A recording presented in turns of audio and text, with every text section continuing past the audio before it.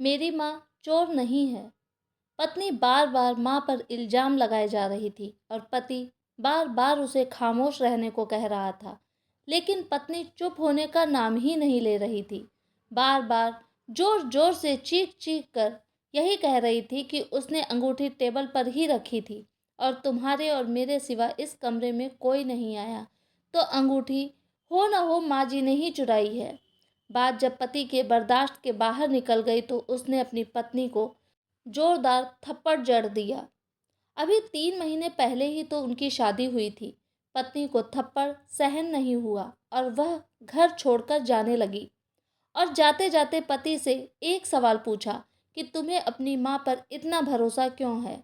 उस समय पति ने जो उत्तर दिया उसे दरवाजे के पीछे खड़ी माँ ने सुना तो उसका दिल भर आया।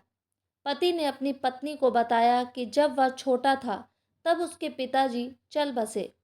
उसकी माँ मोहल्ले के घरों में झाड़ू पोछा लगाकर जो भी कमा पाती थी, उससे सिर्फ एक वक्त का ही खाना आता था। माँ एक प्लेट में मुझे रोटी देती थी और खाली टोकरी ढक कर रख देती थी और कहती थी, मेरी रोटियाँ इस टोकरी में हैं, बेटा तू खा ले। और मैं भी हमेशा आधी रोटी खाकर कह देता कि माँ मेरा पेट भर गया है, मुझे और नहीं खाना। माँ ने मुझे मेरी आधी जूठी रोटी खाकर मुझे पाला पोसा और बड़ा किया और आज मैं 2 रोटी कमाने के काबिल हो गया हूँ। लेकिन यह कैसे भूल सकता हूँ कि जिस माँ ने अपनी उम्र के उस हिस्से में अपनी ख्वाहिशों को मारा है, वह माँ आज उम्र के इस हिस्से में कैसे अंगूठी की भूखी होगी, यह मैं सोच भी नहीं सकता। तुम तो सिर्फ 3 महीने से मेरे साथ हो, मगर मैंने तो माँ के कठोर परिश्रम को बचपन से देखा है। यह सुनते ही माँ की आंखों से आंसू छलक उठे।